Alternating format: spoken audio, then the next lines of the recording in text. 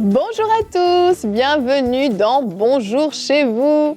Aujourd'hui, nous allons voir comment vivre avec une conscience pure et je pense que c'est ce à quoi nous aspirons tous. Et j'aborderai ce thème avec Omer et Frank. Bonjour messieurs. Bonjour vous deux. Bon matin, Bonjour. Comme on dit au Québec. Bon matin. Ça va bien? Bonsoir, tout dépendamment de l'heure. Tout dépendamment, c'est vrai. Regarde. Vous nous regardez suivez. peut-être le soir. Bon après-midi si vous nous regardez l'après-midi. Et est-ce que tu penses que c'est un thème qui attire les gens, Evelyne? Je pense peut-être pas, mais ça devrait parce qu'au fond, la Bible nous exhorte à avoir une conscience pure et je crois qu'on devrait tous y aspirer. Plus qu'on le pense, je crois même. Oui, tu as des secrets à nous dévoiler puisque aujourd'hui, Il Frank, semblerait... tu vas faire une rubrique réponse d'expert. Non, c'est pas ça. Non. C'est une rubrique conseil du coach. Non, c'est réponse Oui, d'expert. je sais, je faisais un test. Evelyne, tu as passé le test.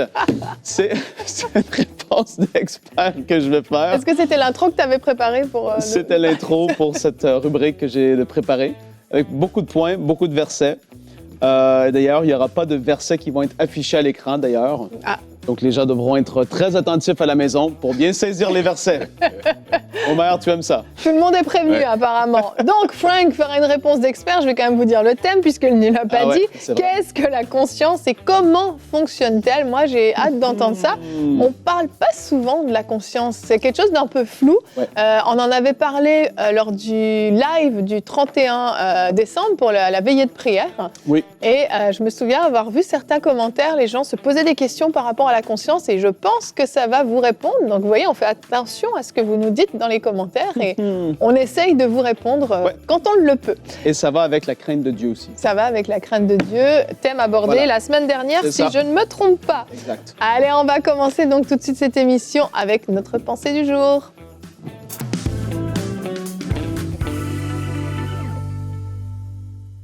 La conscience, un terme rare, c'est vrai aujourd'hui, mais je crois que Dieu veut nous aider aujourd'hui et nous encourager à garder une conscience pure.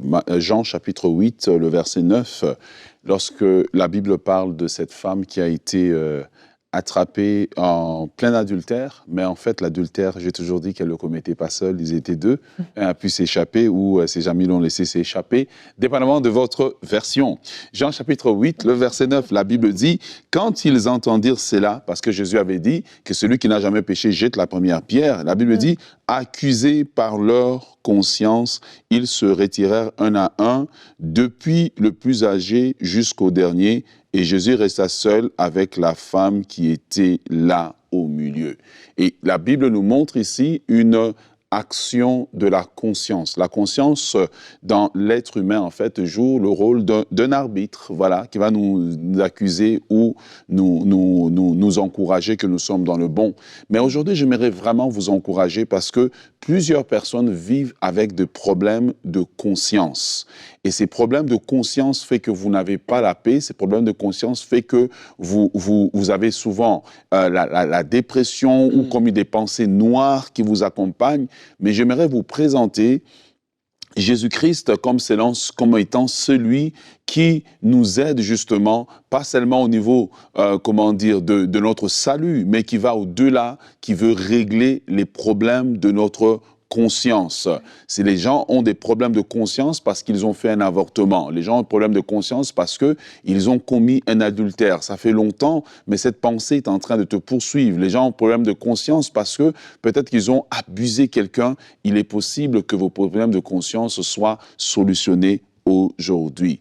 Une des choses que vous pouvez faire si vous avez des problèmes au niveau de la conscience, eh bien, j'aimerais vous encourager premièrement à vous repentir sincèrement. Souvent, nous pensons que quand nous avons fait quelque chose, je mets juste la chose de côté, ça va partir, ça va être oublié. Non, non, non, non, non. La conscience est nettoyée. La conscience devient pure lorsqu'il y a une confession de ce que nous n'avons pas fait de bon, de confession de notre péché. Deuxièmement, votre conscience va rester pure à partir du moment où vous marchez dans les voies de Dieu, vous mettez la parole de Dieu en pratique. Votre conscience sera pure à partir du moment où vous ne retournez pas à vos anciennes façons de vivre. Jésus dit à plusieurs personnes qu'il a guéries, va et ne pêche plus. Pourquoi? Parce que lorsque tu vas pécher, lorsque tu vas marcher dans le péché, regarde, quand tu le prêches à l'église ou pas, ta conscience conscience, elle n'a pas besoin d'une prédication. Elle va te dire que ce que tu fais est mal. Même si parfois tu te rebelles contre ceux qui te disent que ce que tu as fait est mal, ta conscience, elle, va te dire que ce que tu as fait est mal.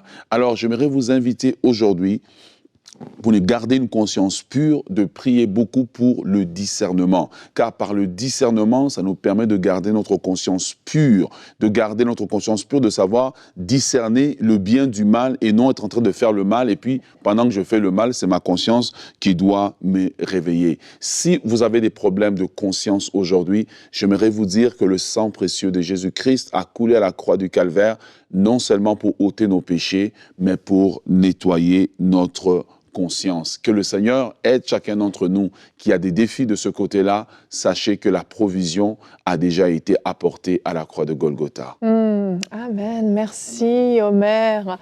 Il y a plein de choses que j'ai envie de dire sur la conscience, mais tu vas en parler tout à l'heure parce que tout son fonctionnement, tout ce à quoi elle sert est absolument extraordinaire. Cet outil qui a été téléchargé en nous est merveilleux et on le sait en fait. Quand on a la conscience pure, on le sait. Mais quand notre conscience est lourde, on le dit même, il y a comme cette expression « j'ai quelque chose sur la conscience ». C'est comme quelque chose qui est lourd à l'intérieur de nous, on le sait aussi. Et puis certains, comme tu le dis, vont transporter des fois une conscience lourde pendant des années et c'est lourd, et c'est lourd, et c'est lourd. Alors que, alléluia, il y a une façon de vivre pour garder la conscience pure en tout temps. Il y a des choses dans nos paroles, dans nos actions, dans nos pensées même qui font qu'on va garder une conscience pure et c'est possible de vivre la conscience pure. Alors, notre verset du jour qui est dans 2 Corinthiens chapitre 1 verset 12 nous dit: s'il est une chose dont nous pouvons être fiers, donc c'est Paul qui parle, c'est le témoignage de notre conscience. Il nous atteste que nous nous sommes conduits dans le monde et tout spécialement envers vous avec la sincérité et la pureté qui viennent de Dieu, en nous fondant non sur une sagesse purement humaine, mais sur la grâce de Dieu. Paul, en fait, à ce moment-là, alors c'est une fierté, mais on sait que Paul était quelqu'un d'humble, donc c'était pas par orgueil qu'il dit ça. Mais il a la conscience légère. Quand on a la conscience légère, on peut avoir la tête haute. Paul a la tête haute et dit « Nous nous sommes comportés à la fois avec vous, qui êtes l'Église primitive, mais aussi dans le monde. Nous nous sommes comportés correctement, selon la parole de Dieu, selon comment le Seigneur nous l'a montré, nous l'a inspiré. » Et en fait, il y a une façon de marcher sur cette terre, une façon de nous comporter qui va faire qu'on aura la conscience pure ou non. Et Omer t'a cité des exemples qui peuvent faire qu'on a la conscience lourde, la conscience chargée, mais si justement on choisit d'appliquer les commandements de la parole de Dieu et de suivre l'enseignement de Jésus, en fait, nous aurons la conscience pure et donc la conscience légère finalement. Mais une chose parfois qui réveille aussi la conscience, c'est l'enseignement de la parole. Ben oui. Je me souviens de quelqu'un, j'étais en train d'enseigner et je termine d'enseigner, je parle avec la personne me dit que quand elle était petite, il y avait l'argent chez son père. Et elle a volé l'argent. Et quand on a demandé c'est qui, elle a accusé le domestique. 20 ans plus tard, en plein message, la conscience se réveille. Wow. La conscience, c'est le policier interne, en fait. Vous voyez, la conscience se réveille pour dire tu avais fait mal. Et là, quand la conscience se réveille, vous ne devez pas juste dire je mets de côté. Vous devez aller faire réparation dans la mesure du possible. Sinon, la conscience va continuer à vous accuser. Ça va et à un moment donné, le danger, c'est que quand la conscience se rend compte que vous ne l'écoutez pas, finit par se taire. Mais ça ne règle pas le problème.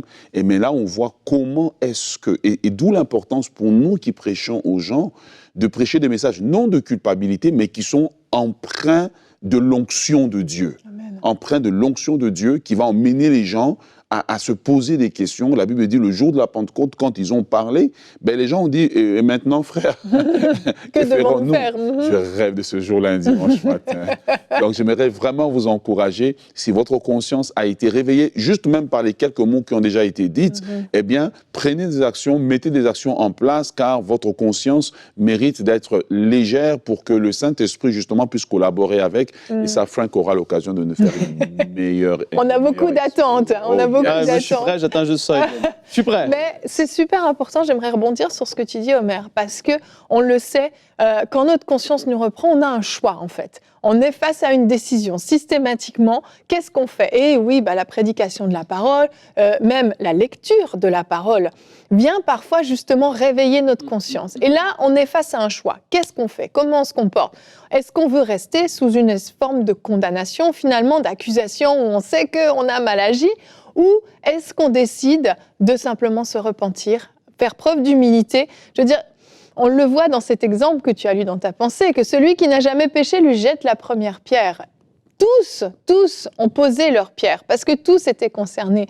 Il n'y a pas de jugement à avoir les uns sur les autres. Il n'y a rien de plus beau qu'un cœur humble qui reçoit un avertissement, et qui décide de poser une action pour aller dans ce sens et changer la situation. Il n'y a rien de plus beau. Ça, c'est le cœur que Dieu aime. Un cœur tendre, un cœur humble, un cœur prêt à changer, prêt à reconnaître ce qu'il a fait de mal. Et dans certains cas, ça va demander, oui, comme tu dis, réparation, puis de mettre à la lumière. Des fois, on peut vivre la chose de notre côté, une repentance sincère, en privé, avec Dieu. Mais dans certains cas, il est important de mettre à la lumière. Alors, pas besoin de vous exposer sur les réseaux sociaux ou devant la terre entière ou toute l'Église, mais il y a des fois où le fait de mettre la chose à la lumière va amener vraiment ce soulagement. OK, il n'y a plus rien qui est caché, la honte m'a quitté, parce que généralement avec le péché vient la honte m'a quitté et j'ai la conscience pure. En fait, c'est aussi lorsque nous avons le problème de conscience, l'ennemi va jouer un jeu.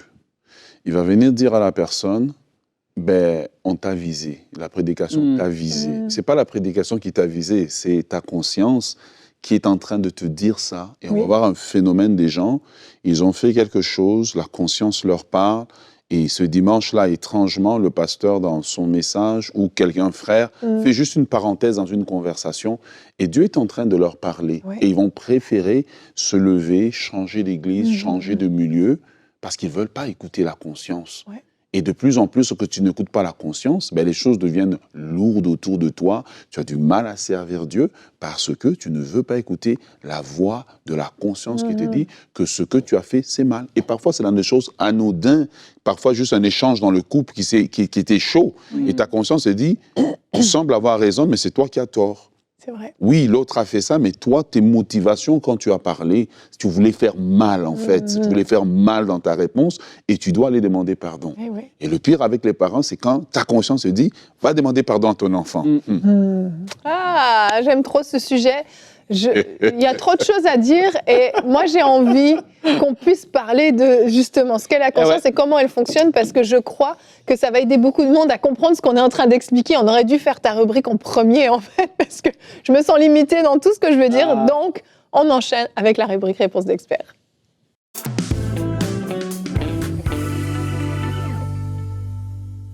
Et oui, la conscience, c'est un thème super intéressant. Et on en a parlé à la veillée de prière pour la nouvelle année. Et la conscience et la crainte de Dieu, j'ai fait une rubrique là-dessus dans Bonjour chez vous la semaine dernière, je crois. Les deux vont main dans la main parce que lorsqu'on craint Dieu, on veut avoir une conscience tranquille, une conscience pure. Et vous allez voir qu'il y a différentes choses, différents niveaux que notre conscience peut avoir. Et ça, c'est tout dans la parole de Dieu, et c'est pour ça que c'est intéressant de le voir, c'est que beaucoup de gens ignorent à quel point la parole parle de la conscience. Premièrement, qu'est-ce que c'est?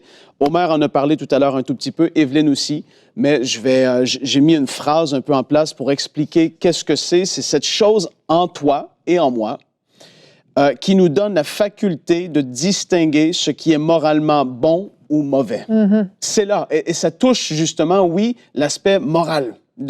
Tu le sais, dès que tu es un enfant, tu grandis, tu as 4 ans, il y a des choses soudainement qui sont là en toi et tu sais que tu ne dois pas faire ces choses-là instinctivement. Il y a une ligne qui est là, en nous. Et ça, tout être humain l'ont. Ce n'est pas quelque chose qu'on reçoit lorsqu'on est de nouveau. La conscience est dans tous les hommes et toutes les femmes. Et justement, ça, c'est l'apôtre Paul qui en parle dans Romains chapitre 2. Les versets 14 à 16.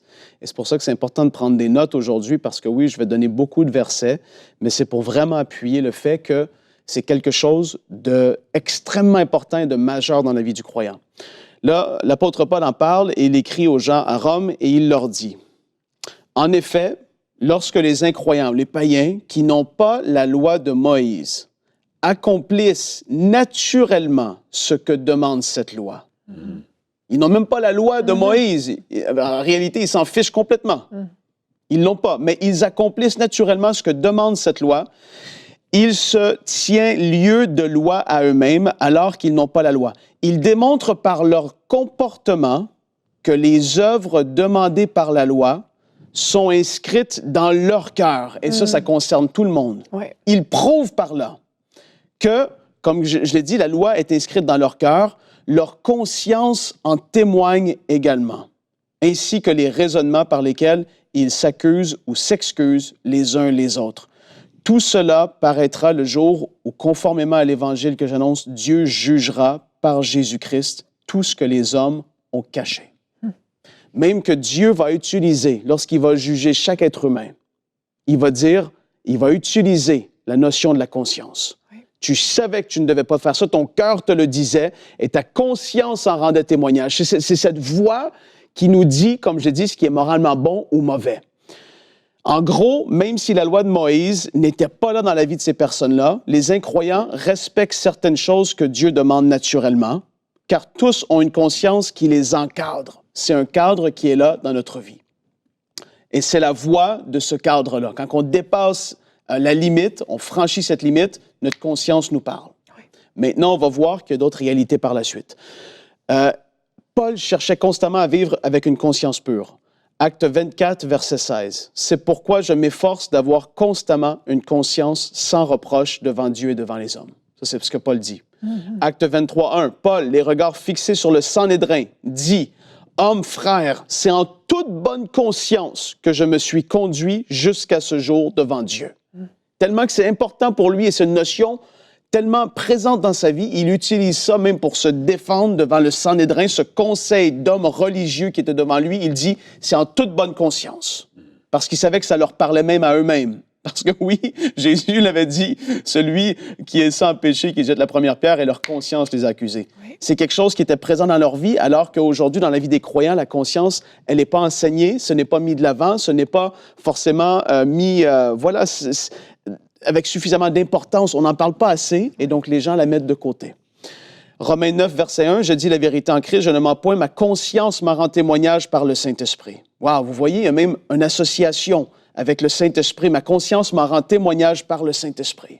Dieu l'utilise, même si on est né de nouveau, Dieu l'utilise. 2 Timothée 1, 3, « Je rends grâce à Dieu que mes ancêtres ont servi, que je sers avec une conscience pure. » Et même l'apôtre Pierre dit, cette eau, qui était une figure du baptême, qui n'est pas la purification des souillures du corps, mais c'est l'engagement d'une bonne conscience envers Dieu, en parlant du baptême d'eau, et l'engagement d'une personne à marcher avec Dieu, c'est l'engagement de cette personne-là de vivre avec une bonne conscience envers Dieu. Donc, la conscience doit faire partie et on doit être sensible à ce qu'elle nous dit ou à ce qu'elle nous ne dit plus, parce qu'il y a une réalité là-dedans. Omer en a dit un mot tout à l'heure, et c'est là que ça devient un peu plus corsé. Ta conscience peut te reprendre. Deuxième point, c'est que ta conscience peut te reprendre. C'est un outil que Dieu utilise pour nous guider et établir un cadre dans notre vie, je l'ai dit tout à l'heure. 1 Timothée 1, versets 18 et 19. Regardez ce que dit la parole. « Le commandement que je t'adresse, » là c'est Paul qui parle à Timothée, « Timothée, mon enfant, selon les prophéties faites précédemment à ton sujet, c'est que d'après elles, d'après ces prophéties, tu combattes le bon combat en gardant la foi et une bonne conscience. » Imaginez-vous à quel point c'est important, à quel point qu'on doit porter attention à la conscience. Paul dit à Timothée, son fils, qu'il aime tellement spirituel, il dit « Combat le bon combat et garde une bonne conscience. » Quand tu as ces deux choses-là, tu es sur le bon chemin, la bonne voie, tu es dans la bonne direction. Et là, on va voir que par la suite, le troisième point, c'est que notre conscience peut être souillée et ou perdue. Même en tant qu'enfant de Dieu, c'est un endroit dangereux où il ne faut pas aller. Parce que là, Paul lui dit, en gardant la foi et une bonne conscience, et le verset continue. 1 Timothée 1, 19, deuxième partie du verset 19. Cette conscience, quelques-uns l'ont perdue. Et ils ont fait naufrage par rapport à la foi. Vous imaginez à quel point c'est important, à quel point c'est majeur. Paul dit que cette conscience, quelques-uns l'ont perdue et ils ont fait naufrage par rapport à la foi. Mais qu'est-ce que c'est énorme? Ça nous rappelle et ça met de l'avant le point à quel point c'est à prendre au sérieux. Tite, chapitre 1, versets 15 et 16. Là, c'est Paul qui écrit à Tite, il lui dit, « Tout est pur pour ceux qui sont purs, mais rien n'est pur pour ceux qui sont souillés et incrédules. Bien plus, leur intelligence et leur conscience sont souillées. » Et là, il s'adresse à des croyants, regardez. Il dit, « Ils prétendent connaître Dieu, mais ils le renient par leur manière d'agir. Ils sont abominables, rebelles et incompétents pour la moindre œuvre bonne. » Mais qu'est-ce que c'est des paroles qu'on pourrait dire? C'est dur!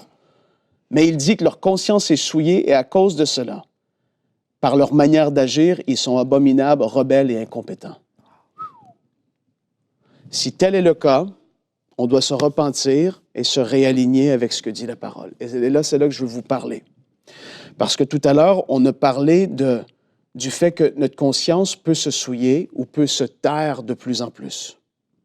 Et c'est là que les gens qui ne connaissent pas Dieu, ils vont se dire, mais ma conscience ne me reprend plus. Et même un enfant de Dieu, Paul le dit tellement clairement, mais ma conscience est tranquille, pourtant je me couche la nuit et je suis tranquille. Mais pourtant, la parole, elle est claire, c'est écrit noir sur blanc. Ne fais pas telle ou telle chose. N'agis pas de telle ou telle manière.